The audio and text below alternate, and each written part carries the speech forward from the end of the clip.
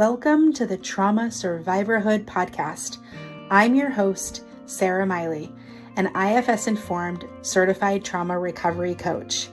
This show features interviews from survivors all over the world as they share their impactful story of thriving in their post-traumatic growth. We explore resources, tools, and coping skills to support the trauma survivor community. Enjoy. Hello. Before we get started on today's amazing next episode, I just wanted to let you guys know that on April 17th, I'm going to be hosting a workshop about autonomic nervous system dysregulation, what that looks like for a trauma survivor, right? So we're going to talk some neuroscience. We're going to explain what happens in the brain, in the nervous system, and in the body when you are in fight, flight, freeze, when you are in chronic or complex trauma, when you have ongoing situations that keep your body in this high stress, what that actually does to the inside of your system, how that stops your nervous system from functioning properly. And I'm so excited to bring this workshop. Guys, it's only $15 per person. I'm going to be running it April 17th in the evening, Eastern Standard Time. There's going to be a link below in the show notes, and I would love to see you there. Not only are we going to talk about dysregulation, but we're definitely going to talk about tips, tricks, and techniques to retrain your nervous system, to regulate when you get dysregulated, and how to stay in a more regulated window on a regular basis. So I look forward to seeing you. Now on to this week's episode. Stay tuned. Welcome back to the Trauma Survivorhood podcast. I'm your host, Sarah Miley, an IFS-informed trauma recovery coach. I have today with us Isabella Estes. Isabella, thanks for joining us. She's here with us today, and she has a story to tell because she survived a cult. Isabella, or Izzy, was born and raised in Green Bay, Wisconsin, as a devout member of the Jehovah's Witnesses. The religion goes back multiple generations on her mom's side and at least one generation on her father's. So loyalty to this organization was woven really tightly into the fabric for her entire family. After being shunned, or what they call disfellowshipped, in May of 2019 for secretly dating a non-member several years prior, she was promptly kicked out of her home and sent on a whirlwind of events that would lead her down some very dark paths. The announcement was made. Isabella Estes is no longer one of Jehovah's Witnesses. And that announcement that was made would send her on the most devastating yet liberating journeys of healing and self-discovery that she would ever face. Her new book, I Am No Longer, details more about this story and how ultimately that disfellowshipping allowed her to live her best and most free life. Izzy, thank you for being here. Thanks for joining us. Yeah. Thanks for sharing your story. Let's just dive right in. Childhood in a cult, childhood in this organization that was just this generational cultship that you were in. What was that like for you? Yeah, that was crazy. And like I had mentioned just kind of before we hopped in on this, I'm working with another life coach who has some specialty in trauma and some experience with religious and spiritual trauma again.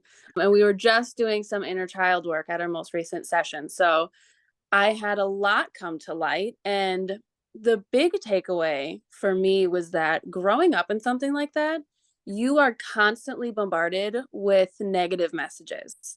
I mean, I was during our session, it was, 4 years and older is kind of where I was, like 4 to 6 years old. Yeah.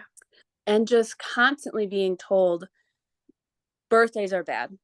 Holidays are bad, because Jehovah's Witnesses don't celebrate anything. Yeah. And kind of my parents gearing me up, so to speak, to go to school and be surrounded by non-believers, non-members all day. Be friendly because you want to attract people to the religion, but you can't be too friendly because they're bad association, and that could lead you down a dark path of making bad decisions. Saluting the flag is bad. You can't even stand. You have to sit. You really have to stick out and be different. Already at that young of an age, I was being talked to about my appearance, my clothing being appropriate, nothing being too short, nothing being too low cut. And with all these negative messages, you just feel like you're in imminent danger all of the time. And it's like a fight or flight feeling all of the time. And part of the belief system of Jehovah's Witnesses, I describe them very much as like a doomsday religion. They teach you just straight up, flat out, that if you don't preach to everyone when Armageddon comes and when they die, then their blood will be on your hands. So having that cognitive awareness of something like that, being told that as a very small child, I probably wasn't able to grasp that until maybe 5 or 6 years old. Yeah. Um, but you feel like you literally have the weight of the world on your shoulders, you know? You're Yeah. told that the devil was hurled down from heaven and is roaming the earth and trying to deceive you and mislead you. It's just the world is a very scary place to Yeah. be a child in a high control fundamentalist group like Jehovah's Witnesses. And it just created this really intense feeling of responsibility and this really intense pressure to follow the rules of the organization and to make sure that I was doing everything I could so that I lived through Armageddon, but also that I wouldn't be blamed for other people losing their lives in Armageddon, you know? Wow. So it was a constant, yeah, this feeling of you're always in danger. And from a very early age, a similar age range, Mm. I was already aware that my life was going to be about sacrifice. On Saturday mornings, you would go and knock on people's doors from 9 a.m. to noon every week. So it's like I never got to stay home and watch cartoons like I wanted. You know, Sundays instead of going to, they call them the meetings instead of like a church service. So instead of going to meeting, I would have rather been riding my bike or building snowmen or hanging out with friends or whatever the case may be. And I just know from an early age, I knew that that was not what my life was going to look like. I wasn't going to get to do those things. My life was very heavily going to revolve around the witnesses and the congregation and their beliefs and their expectations for us. It was really intense. Yeah, that is really intense. The responsibility that children are not meant to have, right? The responsibility of someone else's souls.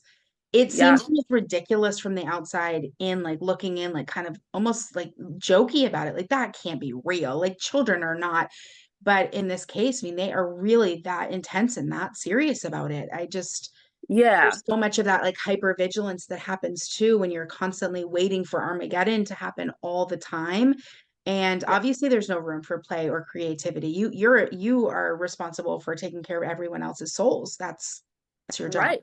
Right, Wow. literally saving people. And I mean, don't get me wrong, just like every other group, there's the spectrum of people, right? So Mm, my mom, because of, the generations in her family that were involved with this religion, she was very devout. She was very strict. She was very strict with us, me and my younger brother, growing up. But of course, you have people who identify themselves as Jehovah's Witnesses, but maybe aren't quite that intense. right. So I run into very often to people who are like, "Oh yeah, I went to school with a Jehovah's Witness, but like she could come to school dances or like she could hang out with me or whatever." And it's like, "Yeah, I believe that. I Yeah. believe that's 100% true because of just the spectrum and any group, any religion, any whatever it is. There's people more committed and more serious than other people. And Sure. I just unfortunately came from a family that was really committed, really Yeah. serious. Yeah. Flash forward from this childhood kind of steeped in all of this responsibility and danger kind of aspect, you ended up finding yourself in a relationship with a non-member, and obviously you kept that very secret. It did later come out. What was that Yeah. like? How did you feel in that relationship trying to do this thing that you knew wasn't going to be approved? Yeah, it was really tough. I kind of describe it as feeling like a human Rubik's cube Mm, because I felt like I constantly had to shift who I was based on my surroundings. So at the Kingdom Hall, so I call it Kingdom Hall instead of a church, at the meetings and at the Kingdom Hall around other members, yeah. I was one way. I tried to come off as devout as I could, as, very happy, Mm, very faithful, and our family was kind of held up as like the good example in like our congregation. But at home, there were issues because I was lying to my mom about where I was trying to see this secret boyfriend. And, that just kind of came with its own set of problems. So I was a different way at home with my mom where I was more secretive. I knew that I had something to hide. So I was always trying to get her thrown off my trail, so to speak. You know, so Yeah. I had to shift, and like I didn't have to pretend to be so happy like I did with people in the congregation, but I was still very much hiding something from her view. And then at school, when I wasn't at home, when I wasn't around any other believers, I felt much more free to be a little bit more who I was. You know, I was kind of away from the watchful eyes, Yeah. and that felt a little bit more like my authentic self. Mm. But it was so hard because I wouldn't want to shift back into the churchgoer, back into, you know, the devout Jehovah's Witness. It was so cruel, you know, 5 days a week for 8 hours a day. I got a taste of that freedom, and especially with this relationship. You know, he was very sweet, he was very good to me, and I felt like he didn't care what I accomplished in the church. Yeah. You know what I mean? Like, he didn't measure my worth Wow. by my faithfulness, Yeah. which was so refreshing. Yeah. But yeah, it was really, really hard. I feel like I had like split personalities almost, just because I knew that eventually, you know, you're teenagers. I was 16 when I was dating this guy. So of course you're gonna eventually, you know, have sex and do normal teenager things, which now I know is a normal part of development. But that's not what I was taught. I Right. was not taught that that was normal. I was taught that that was very bad and shameful and disgusting and wrong.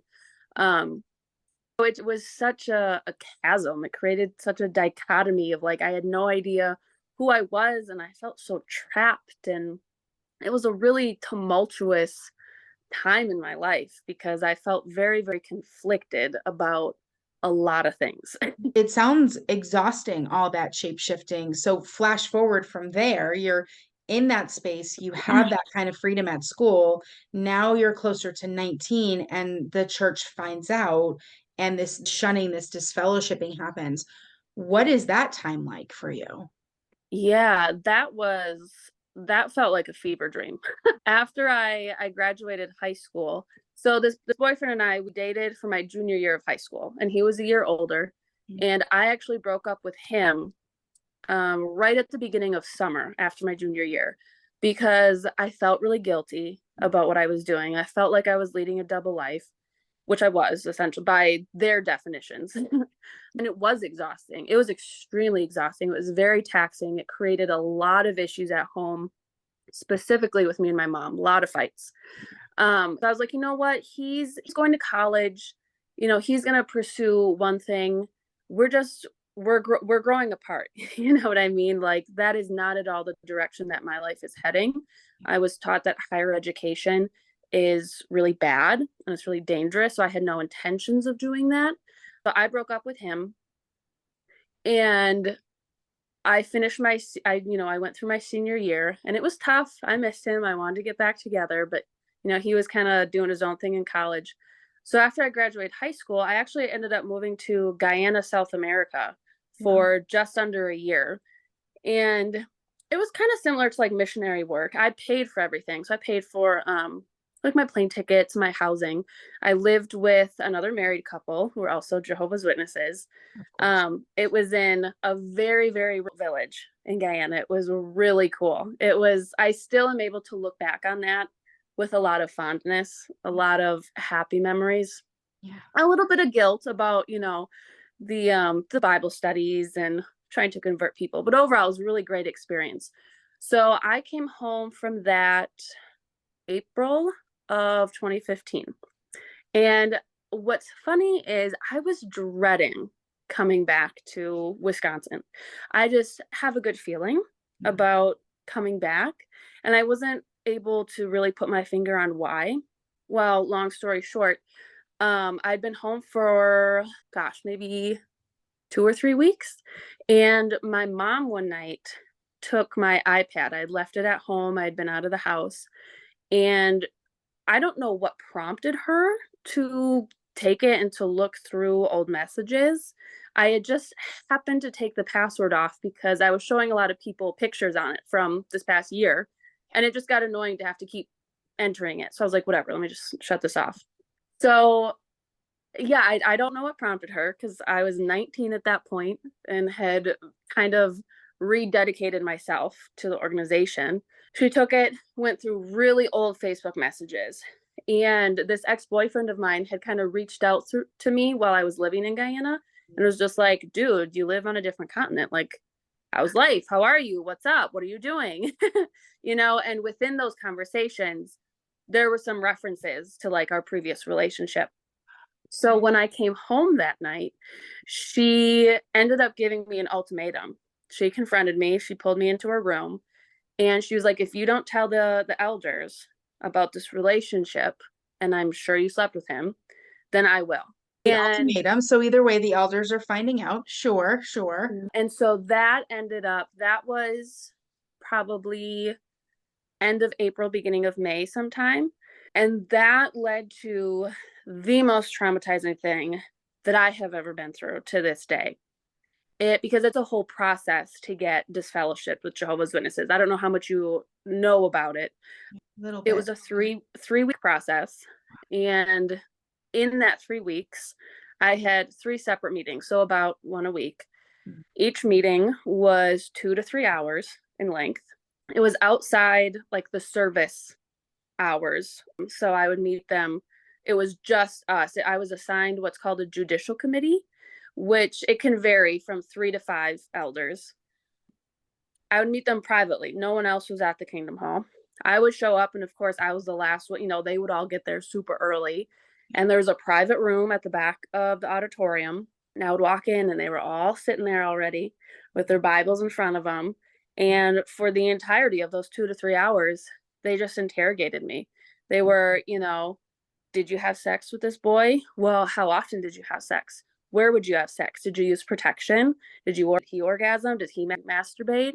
Just free reign. And all of these elders, I'm assuming, are males. Oh yeah, old white dudes. Yeah.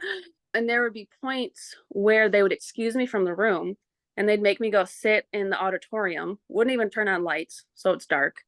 They'd close the door, I don't know, talk amongst themselves, enjoy themselves, file it away for later, and then call me back in the room and start over again. And of course, you have the scripture sprinkled in there, God sees everything.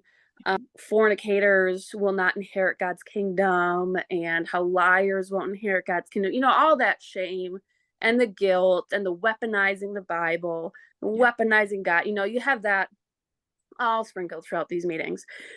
And those were exhausting. I mean, I would come home from those after sitting there for hours. And I mean, I was crying the whole time because it's the most, at the time, it's the most indecent thing about you. It was you grow up, having the childhood that I had, being told the elders are the shepherds of the congregation.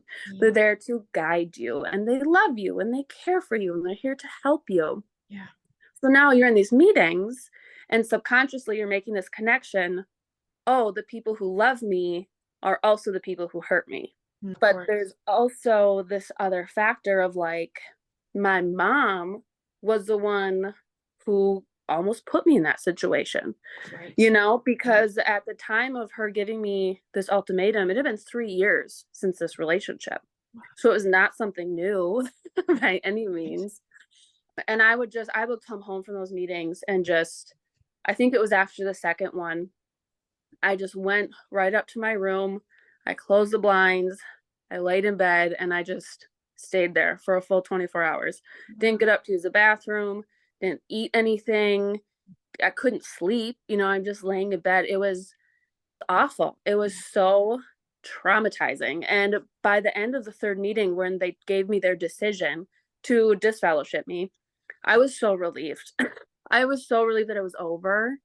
I was so relieved because during that whole 3-week process, you are bound to secrecy. You are not allowed to talk about those meetings. I'm not allowed to say anything about them to my mom. During that time, you're expected to continue to go to meetings. So I would still have to go to these services at the Kingdom Hall, and these elders would come right up to me, shake my hand. How are you doing? Really like, I don't even know if I have the words to describe what that was like, because it almost felt like your attackers coming up to you and like flaunting it, but you couldn't tell anyone who they were, what they were doing, what they were asking you about. So my mom, she knew how serious, having a judicial committee is in these meetings, and she knew what was at stake.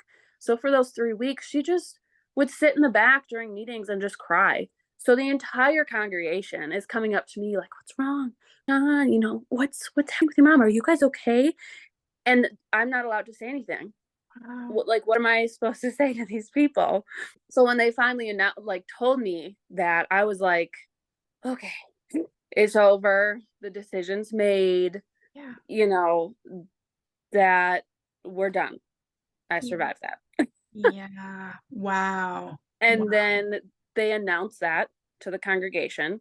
And I had just started a new serving job in downtown Green Bay. And I picked up a shift the night that it was going to be announced, because I was like, that just feels like the most masochistic thing that you could possibly do, Sure. is to show up, because you show up to the meeting and everyone's talking to you like hunky dory. They don't know what's going on. Everything's fine. And then they make the announcement halfway through the service, excuse me. And at the end, it's like you're invisible. No one says, and it cold turkey, Yeah. nothing. And Yeah. I was like, why, after I just went through all these judicial committee meetings, why would I do that? Yeah. So I didn't go, and I beat my mom home that night, and she was livid. She was so mad at me, and I was like, honestly, I don't care. Yeah. I don't I don't know what you want me to say. I wasn't going to go to that. Yeah.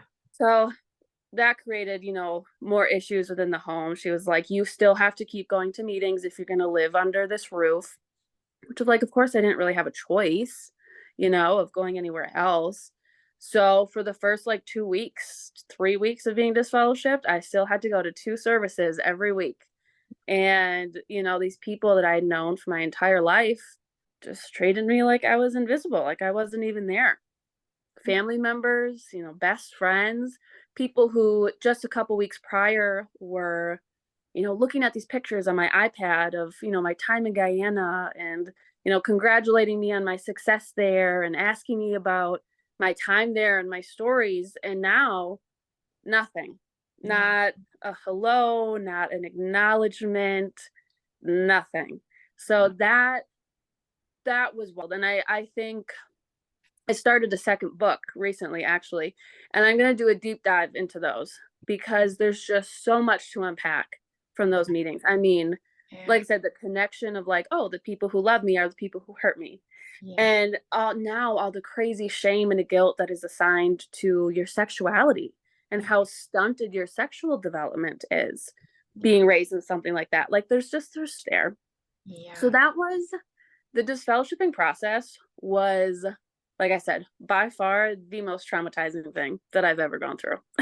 That is so, so wild. They would continue to ask you these kind of in-depth questions and then Mhm. just turn right around and see you at meetings, and the fact that it's so secret, so they just have to pretend like everything's fine. That I Yeah. bet is also very exhausting for them. No one wants to not be their authentic self. No one wants to have to lead a double life, and you already dealt with that. So now you're seeing that happening as well. Oh, it's very possible for people. You can't trust anyone. That No. to me is you stop trusting anyone, because everyone is in a different way. This is wild, because we know that there are people still trapped in these cults. Maybe they're listening. Mhm. Maybe they're thinking, is this me? I mean, there's Christian Science, there's IBLP, there's even sects of Christianity and Catholicism that are really, really manipulative. And here you almost kind of got this pass to get out, just kind of by accident, because you probably most likely would still be there, still be part 100%. of it. You would just be another generation there. And Yep. so what if someone were listening, and for them it would take a leap of faith to go, I got to get out of here, instead of being caught in this quote unquote sin? What would you say to them in just making a couple of small steps? Or is it possible? Can you even just make those kind of leaps? Yeah. If someone's in that deep in any sort of organization, cult, whatever it is, belief system, if they're already thinking about leaving, that's huge. That's step number one, to kind of wake up, so to speak. Yeah. To even Because there's question it. Yes, because your critical thinking skills are so suppressed. There's all these studies coming out now that the brain scans of people raised in these high control fundamentalist evangelical spaces have noticeable, measurable damage to their Yeah. because you're not allowed to develop your critical thinking skills. Yeah. So even the fact that someone is able to kind of step back and be like, whoa, I don't know about this. Like that's huge. And Yeah. I don't think people give themselves enough credit for that. Like that's sometimes the hardest part is to be able to take a step back. Um, but honestly, I mean, I only have my experience with the Jehovah's Witnesses to go off of. And taking small steps really is not possible. You got to be Just, in or be out kind of thing. yeah. Mm. And if you're having doubts about something like that, it's for a reason. Mm. So you probably more than likely should be out. You know, it's not if you're starting to wake up and see these holes in either the belief system or the hierarchy or the people or whatever it is, it's for a reason. And you're not crazy and you're right and you should get out. And it's gonna be really hard, especially if you have spent a significant amount of time inside or you were raised inside. But it's so worth it. Mm. The freedom and the win that you get and just to have that dark and that weight just be lifted and to be gone, especially in systems where it's a lot of like that doomsday end of the world Yeah. type stuff, you know, to realize, oh my gosh, I have an entire lifetime ahead of me to live, you Wow. know, It's and exciting. yeah, and I mean, Jehovah's Witnesses, they're so high control that you can't wear your hair a certain way, you have Yes. to dress a certain way, you can only read certain books and excuse me, listen to certain music, and you can only get so much higher education, if any. Yeah. So to all of a sudden be in this place where like I could shave my head or color my hair purple and it's completely fine, which I've done.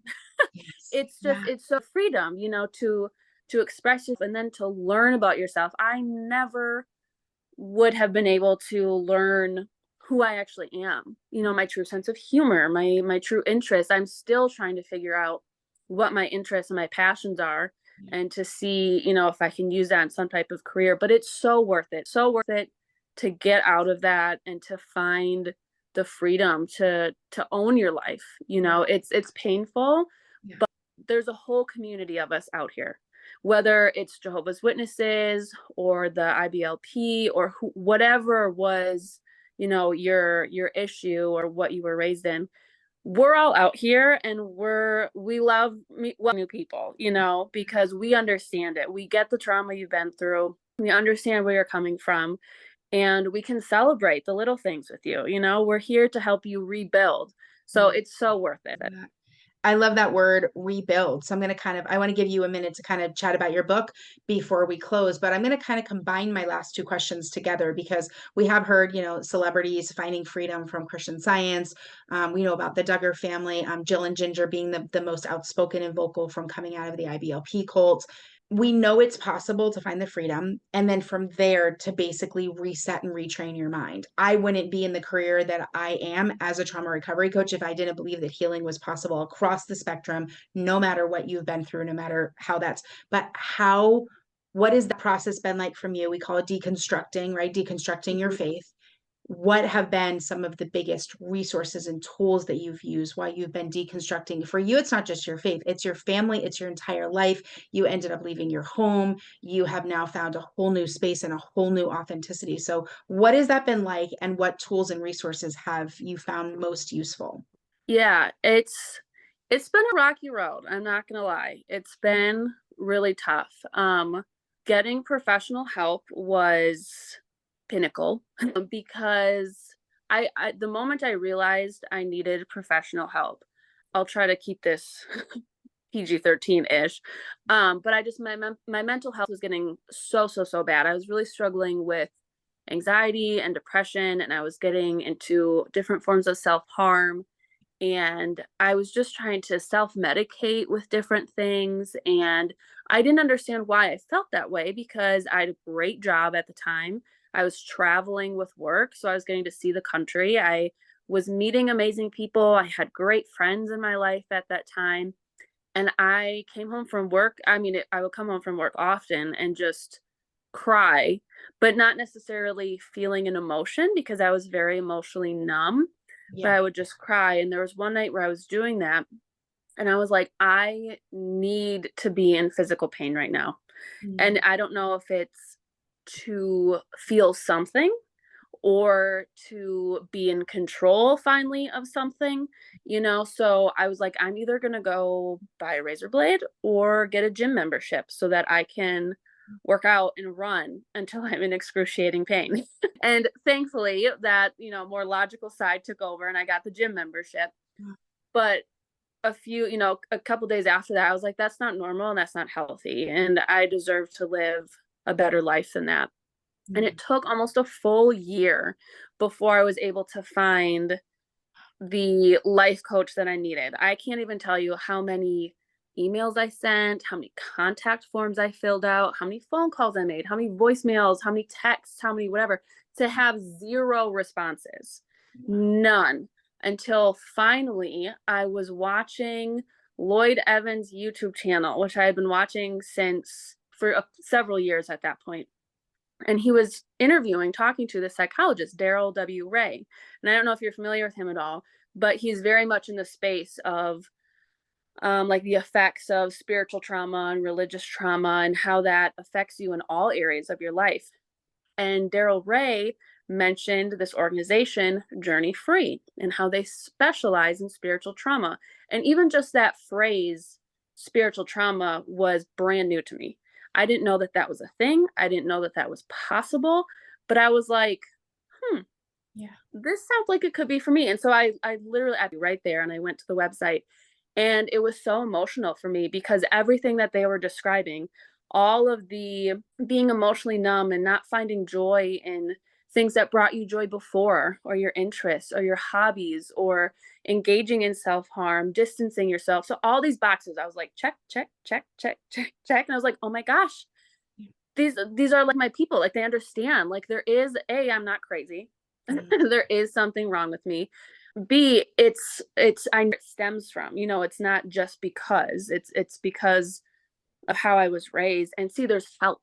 There's help there. Yeah. And so I immediately called. They were the first people to get back to me. They got back to me within like the founder, the person who started Journey Free, Marlene Winnell, called me personally within like 48 hours of filling out this paperwork. And I was assigned to this amazing life coach named Emily. We worked together for, I think, 4 months, and she saved my life. For me, it was all about, it was learning. It was almost the vocabulary, if that makes sense. Mhm. It was being able to identify and name what had happened to me. Yeah. So different things like phobia indoctrination, guilt manipulation, fear manipulation, all these different things that I had never heard of.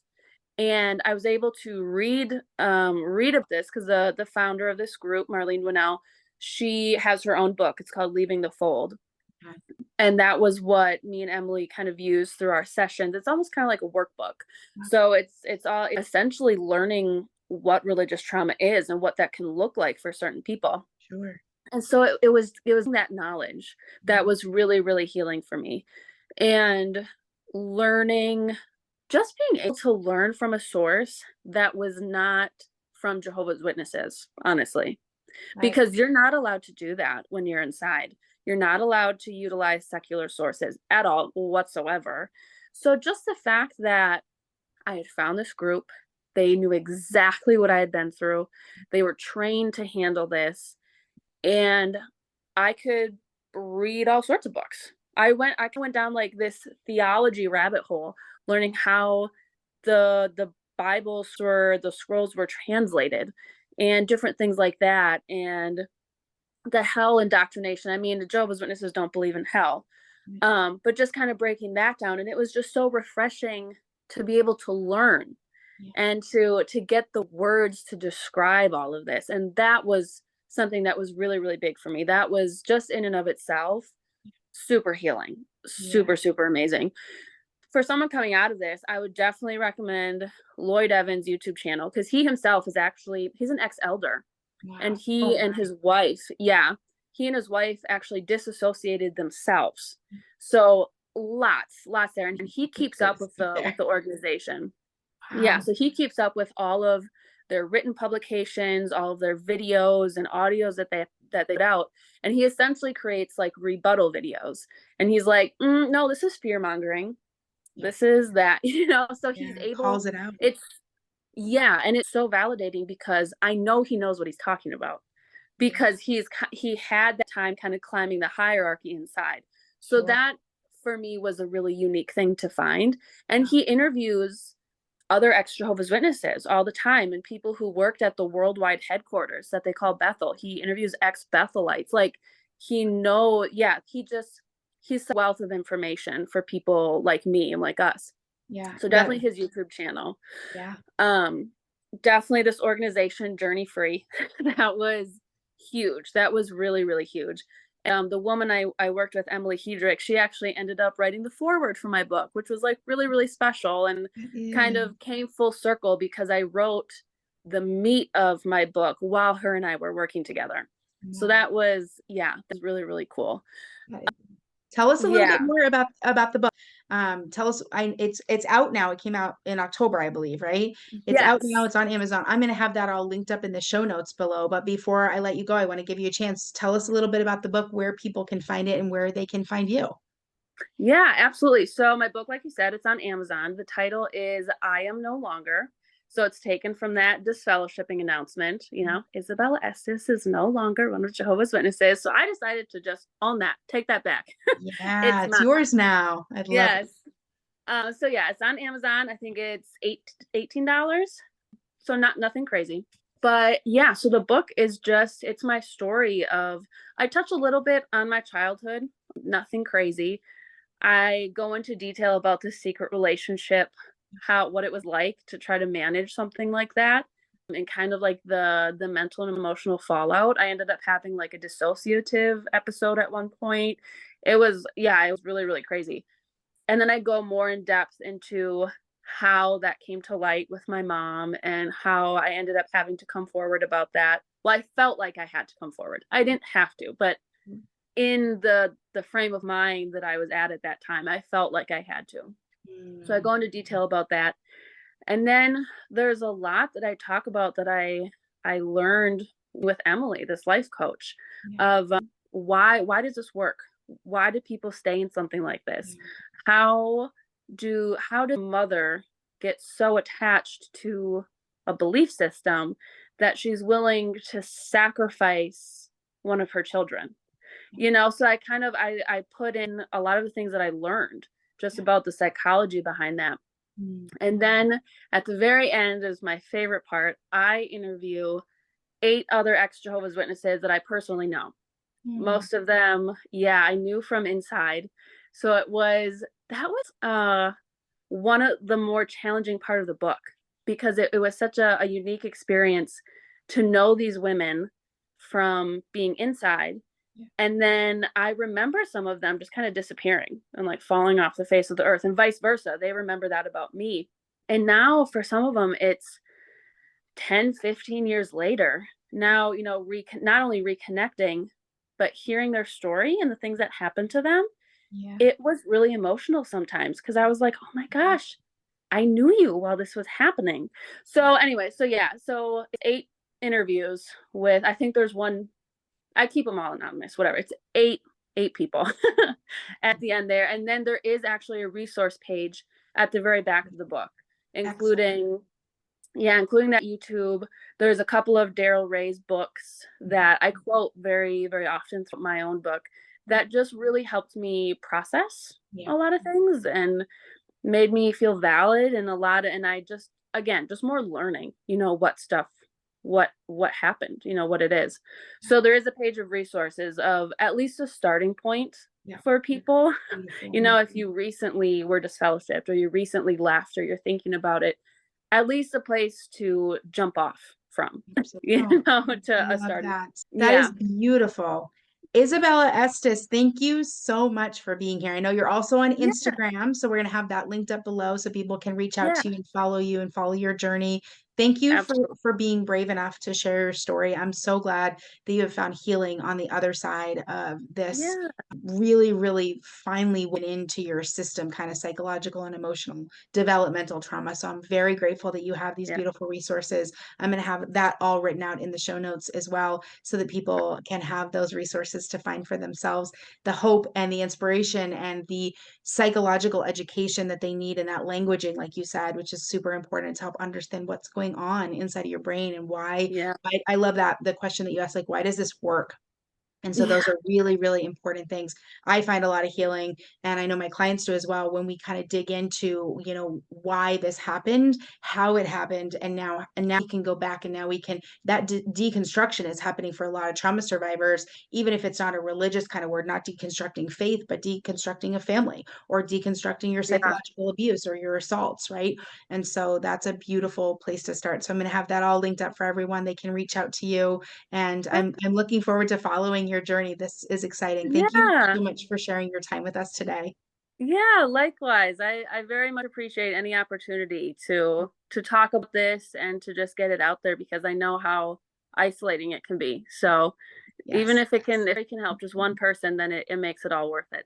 that's beautiful. Izzy, thank you so much. Have a great rest of your day. Yeah, you too. Thank you, Bye-bye. Sarah. Thank you for listening to or watching this episode of the Trauma Survivorhood podcast. Please subscribe, like, share, and follow. For any information that was discussed in this podcast episode, check out the show notes below. Until next time, be well.